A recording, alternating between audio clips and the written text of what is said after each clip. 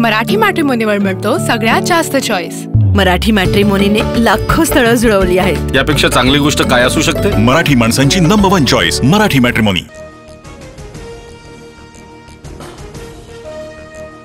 कबूतरखाना बंदीच्या समर्थनात आज मराठी एकीकरण समितीचं आंदोलन। आंदोलनाच्या पार्श्वभूमीवर दादर इथल्या कबूतरखान्याजवळ पोलिसांचा कडेकोट बंदोबस्त। दादर कबूतरखाना परिसरातील दुकानं 1 वाजेपर्यंत बंद ठेवण्याचे पोलिसांचे आदेश। मराठी एकीकरण समितीच्या आंदोलनाच्या पार्श्वभूमीवर निर्णय। दादरमधील जैन मंदिराचा मुख्य दरवाजाही बंद। दादर पोलिसांकडून मराठी एकीकरण समितीच्या पदाधिकाऱ्यांना नोटीस। आज आंदोलन न करण्याबाबत मराठी एकीकरण समितीला नोटीस। कबूतरखान्याबाबत आज हायकोर्टात सुनावणी। कबूतरांना खाद्य दिल्याप्रकरणी 1,32,000चा दंड वसूल। कोर्टानं दिलेल्या बंदीच्या आदेशाचं उल्लंघन। अणुऊर्जेचं समर्थन करणाऱ्यांकडून पर्यावरण प्रेम शिकायचं का? पीओपी मूर्ती संदर्भातील अनिल काकोडकर यांच्या समितीवर उद्धव ठाकरेंची टीका। तर आरेचे जंगल कापणाऱ्यांच्या सूचना का ऐकायच्या? ठाकरेंचा सरकारवरही निशाणा। मुख्यमंत्र्यांच्या उपस्थितीत आज राज्यातील गणेशोत्सवासंदर्भात महत्त्वाची बैठक। गणेशोत्सवाच्या पार्श्वभूमीवर उत्सवाची रूपरेषा, कायदा सुव्यवस्थेबाबत होणार चर्चा। तुळजाभवानी मंदिर नूतनीकरणाला जितेंद्र आव्हाडांचा विरोध। मंदिराला कुणालाही हात लावू देणार नाही, आव्हाडांचा इशारा। तर धाराशिवमध्ये आव्हाडांच्या गाडीसमोर भाजप कार्यकर्त्यांची निदर्शनं। 15 ऑगस्टला मांस विक्रीसह कत्तलखाने बंद ठेवण्याचा 5 महापालिकांचा निर्णय। तर 15 ऑगस्टला मांसाहार विक्री बंदचा निर्णय काँग्रेस काळातील। 12 मे 1988 रोजी तत्कालीन काँग्रेस सरकारनं घेतलेल्या निर्णयानुसार बंदीचा पालिकेला अधिकार। राज्य सरकारकडून स्पष्ट।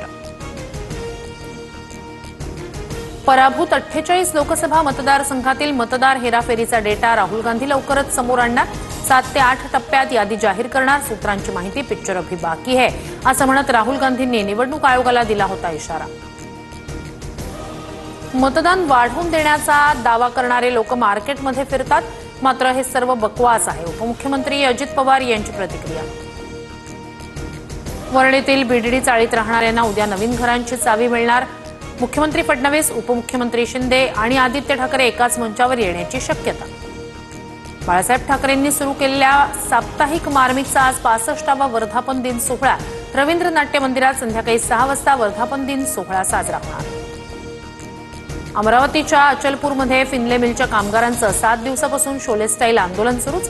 कामगार आजपासून अन्नत्याग आंदोलन करणार। वेतनासंदर्भात तोडगा निघेपर्यंत आंदोलन सुरू ठेवण्याचा इशारा। सणांच्या पार्श्वभूमीवर किरकोळ बाजारात साखर महाग। साखरेच्या दरात किलोमागे 5 ते 6 रुपयांची वाढ। राष्ट्रकुल 2030 स्पर्धेसाठी अहमदाबादची निवड। आयओएच्या विशेष सर्वसाधारण सभेत आज शिक्कामोर्तब होणार। भारतातील पहिली हायड्रोजन ट्रेन सज्ज। केंद्रीय रेल्वे मंत्र्यांनी दाखवली हायड्रोजन ट्रेनची पहिली झलक। चेन्नईतील कारखान्यात ट्रेन सज्ज।